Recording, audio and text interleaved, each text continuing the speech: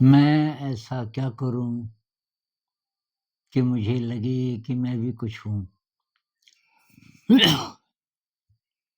किसी मित्र ने ये सवाल पूछा है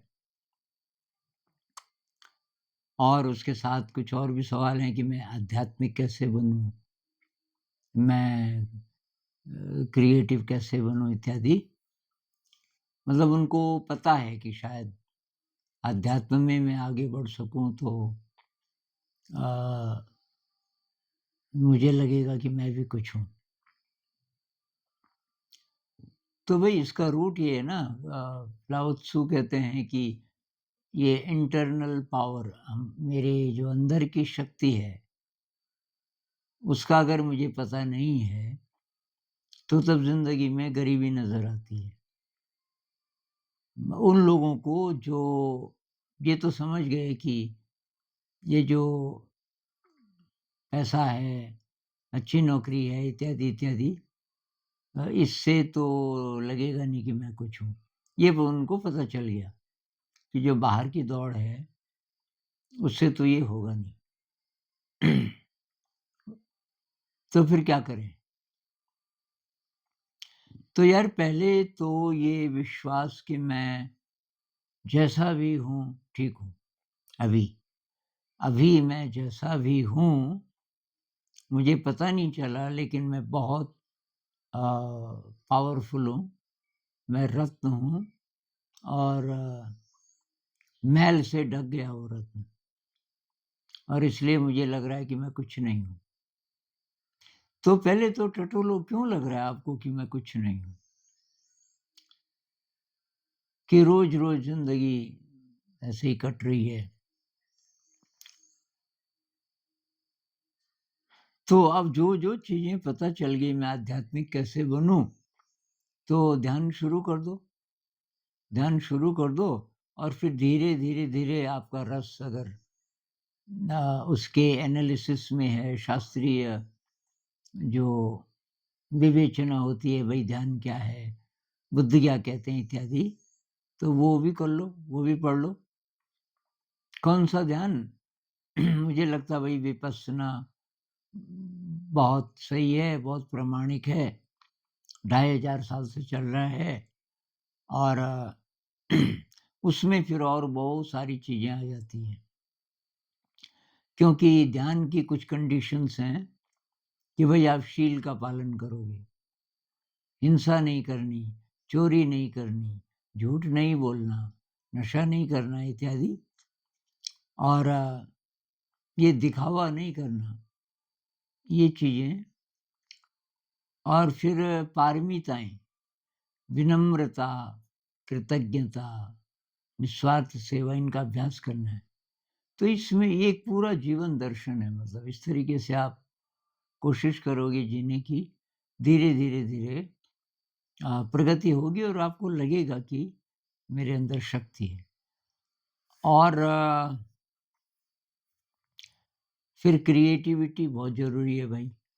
क्रिएटिविटी, बुद्ध भी कहते हैं नई-नई विद्याएँ सीखो। सीखते रहो ज़िंदगी भर कुछ न कुछ। तो क्रिएटिविटी बहुत ज़रूरी है और उससे उसमें एक रस है।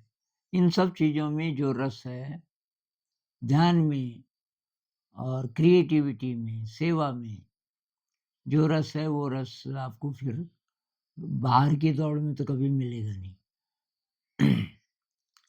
अब जो लोग बार-बार कुछ अचीव करते हैं, तो कुछ टाइम के लिए अच्छा लग सकता है। कोई म्यूज़िक वाला है, सिंगर है, खिलाड़ी है, प्लेयर है, लेकिन एक्चुअली बहुत डीप डाउन अ, उनको भी ये लगता है शायद कि कुछ कमी है। और मैं बोल रहा था ना, कोई बहुत सफल फ़िल्मी एक्टर, अब वो क्या बोल रहा है, उसको मतलब किसी चीज़ की कमी नहीं है, लेकिन बोल रहा है कि आधी रात को मैं बाहर बालकनी में आ जाता हूँ और बहुत उदास होता हूँ और मुझे समझ नहीं आता ये उदासी क्यों है। तो तो भाई जो चीज़ें आपको अच्छी लगती हैं ना, उनको एक्सप्लोर करो और अब उससे आपको खुशी मिलेगी, इसकी भी ज़रूरत नहीं है। उससे आपको थोड़ा बहुत अच्छा लगेगा, इतना काफ़ी है। कई लोग बोलते हैं ना कि ध्यान से ब्लिस की फीलिंग आती है, ज़रूरी नहीं है। बहुत कई साल तक बहुत दर्द भी हो सकता है। तो लेकिन अच्छा लगता है। ध्यान से शुरू से ही कुछ-कुछ लगने लगता है कि भई यात्रा तो अंदर की है असली।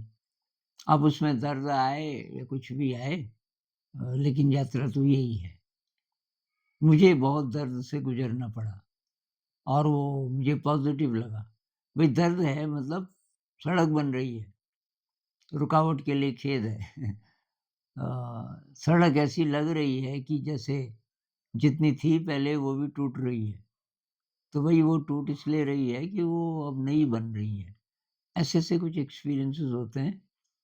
अ, तो कोई भी एक्सपीरियंस हो अगर आप लग गए इस यात्रा में, तो आप आगे बढ़ोगे। अब क्रिएटिविटी में क्या करें भई ये तो आपको अपने को ही पूछना पड़ेगा। ये देखो किस चीज़ में रस किसी में तो होगा और उससे शक्ति बढ़ेगी। एक और कमेंट में किसी भाई साहब ने कहा कि मैं छोटी-सी बात से घबरा जाता हूँ। किसी ने मुझे कुछ बोल दिया तो मैं खाना ही नहीं खा पाता उस दिन, वगैरह-वगैरह बहुत ही ओवर सेंसिटिव हैं, तो वो भी इससे काफ़ी हद तक ठीक हो जाएगा। तो कई मामलों में मुझे भी परेशानी होती थी, लेकिन मैंने ध्यान सीख लिया था, तो कोई प्रॉब्लम है, डिस्टर्बेंस में मैं बैठ जाता था, कभी-कभी रात भर भी और सुबह तक वो प्रॉब्लम खत्म। मुझे लगने लगता था सुबह तक यार क्यों मैं ये इस प्रॉब्लम को प्रॉब्लम मान रहा था? प्रॉब्लम है नहीं मतलब। तो अंदर की शक्ति कैसे बढ़े? तो भई ये संत लोग जो कहते हैं उस रास्ते पे चलना पड़ेगा और भाग नहीं सकते दुनिया के चैलेंजेस से कि इंटरैक्शंस में कोई बुरा नहीं बोले सब मेरी तारीफ़ करें, कोई निंदा ना करे, कोई इल्ज़ाम ना लगाए, मुश्किल है। ये सब होगा। ये सब होगा और इसमें तब आपकी शक्ति काम करेगी। तो अच्छी वाली शक्तियाँ, क्षमा, अपने को भी क्षमा, जो हुआ भई गड़बड़ उससे सीखे क्या? गिल्ट की फीलिंग ना आए, रिग्रेट की फीलिंग ना आए, ये फीलिंग्स नहीं तो रोज़, रोज़, रोज़ आपको परेशान करती रहती हैं।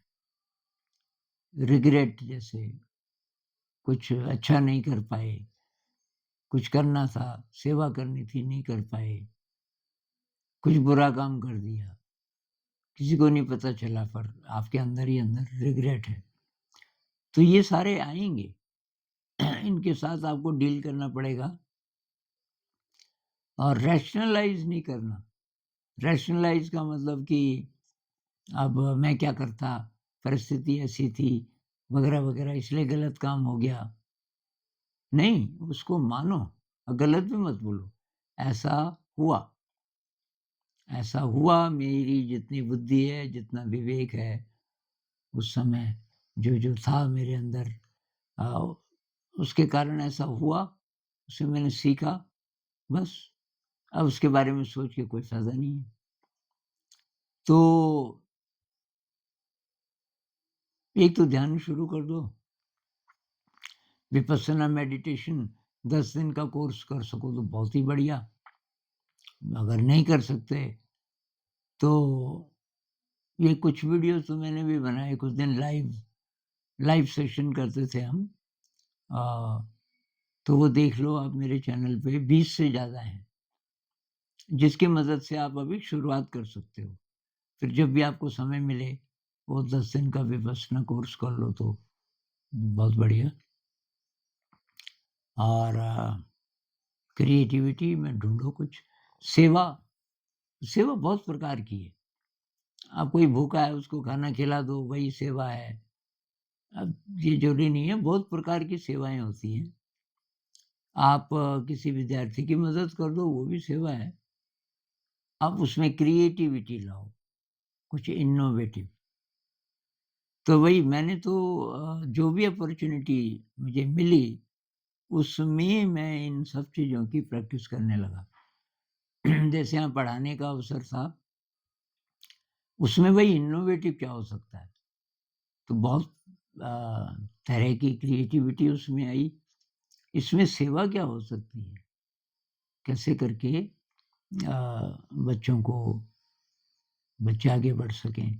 सेवा क्या हो सकती है इसमें? इसमें मेडिटेशन हो सकता है। तो ये सब चीज़ें एक साथ चल सकती हैं।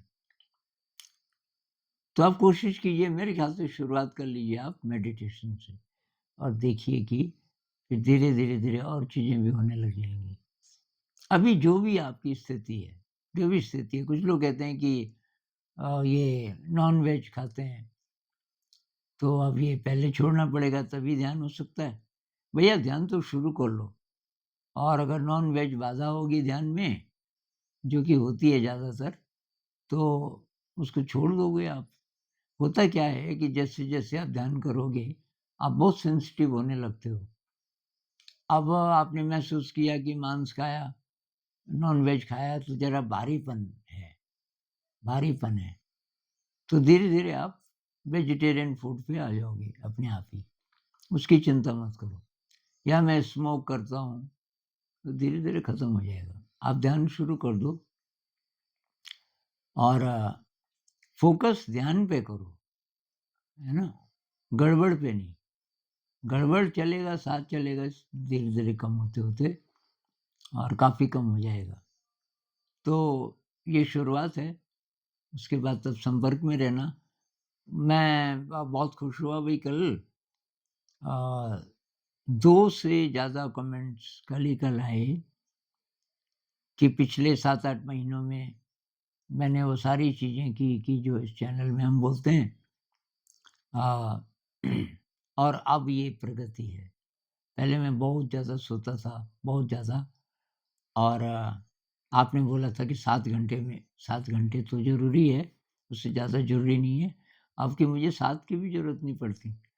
6 ही घंटे में, कभी और कम में भी पूरी नींद हो जाती है। और पहले मैं बहुत दुखी रहता था, वो दुःख दूर हो गया। रोज़ ध्यान का अभ्यास करता हूँ, वगैरह-वगैरह। तो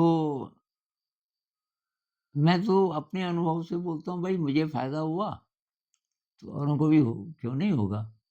तो जो लोग सिंसियरली ये सब काम कर रहे हैं, तो जो मैं बोलता हूँ ख़ास-ख़ास ना, भई ब्रह्मचर्य का पालन, यंग लोगों के लिए या सभी के लिए, वैसे तो शादीशुदा वालों के लिए भी, जहाँ तक हो सके ब्रह्मचर्य का पालन करो और विगरस एक्सरसाइज़ करो, क्रिएटिविटी, हाँ, हर चीज़ में क्रिएटिव, पूरे दिन में आप जो भी करते हो, और ध्यान का गहरा अभ्यास, उसके साथ प्राणायाम कर सको तो और अच्छा। कोई योगासन 2-4 करते हो वो भी कर लो, वो नहीं भी करो तो विग्रस एक्सरसाइज से भी चल जाएगा। और अच्छे कर्म करो, सेवा का काम करो।